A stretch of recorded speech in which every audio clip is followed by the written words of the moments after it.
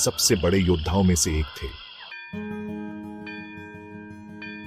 दादाजी, हमें तो स्कूल में बस बड़े राजाओं के बारे में बताया जाता है। मुस्कुराते हुए, तुम्हें मालूम है, हमारे वंश के कई नायक ऐसे थे जिन्होंने अपने साहस और बलिदान से इतिहास रचा, लेकिन उनका नाम किताबों में नहीं मिलता। कौन थे वे दादाजी? मैं तुम्हें राजा सुहेलदेव की कहानी सुनाता हूँ। वो हमारे राजभर वंश के सबसे बड़े योद्धाओं में से एक थे। दृढ़ता से गाजी सैयद सालार मसूद ने हमारे देश की भूमि पर हमला किया है। हमें हर हाल में अपनी मातृभूमि की रक्षा करनी होगी। महाराज, उनकी सेना बड़ी है, लेकिन हमारे योद्धाओं का साहस उनकी संख्या पर भारी पड़ेगा।